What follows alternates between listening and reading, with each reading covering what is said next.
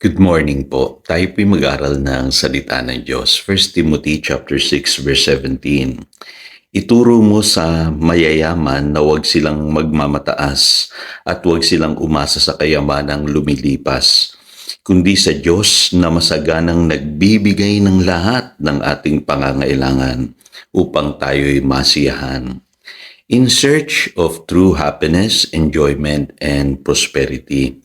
Kadalasan po may tanong sa ating isipan, kasalanan ba yung ikaw ay umasenso, gumanda ang buhay, makaranas ng prosperity? Alam niyo po, maraming Kristiyano merong maling notion patungkol po dyan. Iniisip nila na sa buhay na ito, hindi natin matatagpuan itong happiness, enjoyment, and prosperity. At marami pa nga naniniwala na tayo ipinanganak sa mundong ito just to suffer. Pero alam niyo po, hindi po ganun ang sinasabi ng Biblia.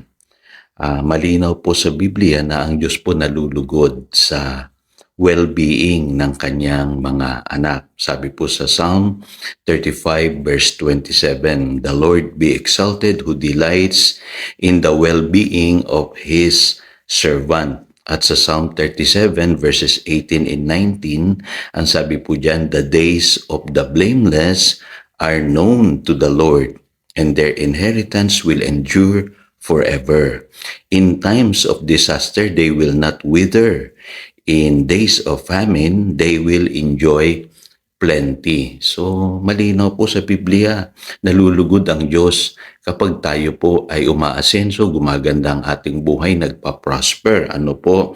At ayaw na ayaw ng Lord na tayo po'y nagkukulang. In fact, gusto ng Lord huwag tayong maghikahos kahit sa panahon ng matinding famine o yung tinatawag na mga kalamidad, mga nangyayari sa mundong ito. Iingatan tayo po ng Lord at ang sabi ng Biblia, "The days of the blameless are known to the Lord." So, kadalasan po, mali po yung pagkaunawa ng marami sa atin patungkol po sa mga bagay na ito. In fact, kung pag-aaralan niyo po sa Psalm 115 verse 16, sabi diyan, "The highest heavens belong to the Lord, but the earth He has given to mankind." So, ibig sabihin, ang lahat ng bagay na nakikita natin sa mundo, para sa atin yan. Kung naalala niyo po sa Genesis, ipinagkatiwala ng Diyos kay Adam and Eve, ano po, ang mundo, para tayo po dito tumira bilang mga tao. Ano po, kaya mapapansin nyo, kapag ang pinagkatiwala sa atin ng Diyos ay pinagyayaman natin, gumaganda po ang ating buhay. Kaya kung magsisipag ka, makikita mo may resulta. At kung ikaw ay na magiging good steward sa lahat ng bagay na mayroon ka ngayon, aasenso ka. Kaya alam niyo po, huwag kayong magkakamali or mag-aakala na ayaw ni Lord na tayo po ay umasenso o gumanda ang buhay. Dito po sa 1 Timothy chapter 6 verse 17, nagpapaalala po si San Pablo. Sabi niya doon sa mga mayayaman, huwag kayong maging mayabang at magtiwala ng labis sa inyong kayamanan kasi uncertain yan, walang katiyakan ang kayamanan. Pero sabi po rito sa English Bible, sabi rito, "But to put their hope in God, who richly provides us with everything for our enjoyment." Yun po ang nais sabihin sa atin ng Panginoon. Ipagkatiwala natin at ang Diyos lamang ang talagang asahan natin sa buhay na ito. At ang pagkakadescribe pa nga dyan, sabi, He richly provides us with everything for our enjoyment. Diba? Ang linaw-linaw. Ang Diyos mismo nagpo-provide ng lahat ng ating pangangailangan for us to enjoy all things. Alam niyo po, kung kayo nagkakaedad na, may marirealize kayo, katulad ni Pastor. Ako na-realize ko sa buhay ko, hindi ako nagkulang, tapat ang Panginoon. Ano po, tapat siya sa atin, kanyang mga anak.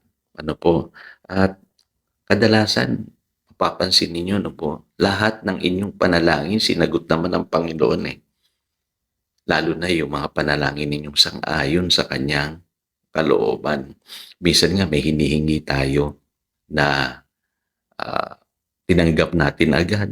At minsan may hinihingi naman tayo na nagtagal lang ng kaunti pero tinanggap din natin. At mapapansin ninyo, sa buhay na ito, ang Diyos nagpapala talaga. At na-realize ko rin na sa buhay na ito, huwag ka lang masyadong maghangad ng labis at ilipat mo yung tiwala mo sa salapi or sa kayamanan. Ang totoong kaligayahan ng tao nakasalalay sa Diyos. Hindi yan nakasalalay sa mga material na bagay at maging sa tao. Kaya alam niyo po, masusumpungan talaga natin yung tinatawag na true happiness, enjoyment, and prosperity sa Diyos lamang. Kaya ang tamang mindset sa buhay mga kapatid, para ma-experience natin itong sinasabi ni Pastor, lagi nating luwalhatiin ang Diyos sa lahat ng pagkakataon ng ating buhay. Exalt God. Ano po? Seek God. Hanapin natin siya palagi. Yung kanyang katuwiran, yung kanyang kalooban. Lahat ng ating pangangailangan ipoprovide niya. Yun ang sabi ng Matthew chapter 6 verse 33. Pangatlo, i-enjoy natin kung ano yung binigay ng Lord sa atin. Huwag tayong mag-guilty para sa atin yan. Kasi gusto ni Lord, masaya tayong naglilingkod sa Kanya. Na-experience natin yung kabutihan niya dito sa lupa. Pero ang pinakamahalaga sa lahat, find happiness in God. Hindi sa tao, hindi sa ari-arian, hindi sa pera. Sa Diyos mo hanapin ang iyong kaligayahan. Tayo manalangin. Dakilang Diyos, salamat po sa mga katotohanan ito. At muli, binago mo na naman ang aming pong pag-iisip sa pamamagitan ng iyong salita. Turuan mo kaming maniwala na ikaw, Panginoon, ang source ng lahat ng blessings sa buhay namin. And you provide us with everything for our enjoyment. Salamat, meron pala kaming Diyos na mapagmahal, mapagkalinga, mapagpala. Ang hinihingi mo lamang ay mamuhay kami sang-ayon sa iyong kalooban. Salamat, Panginoon. Yan ang aming panalangin in Jesus' name. Amen. Again, ito si Pastor Jojo, nagpapaalala upang daluyan tayo ng pagpapala, manatili tayo sa kanyang salita. Good morning.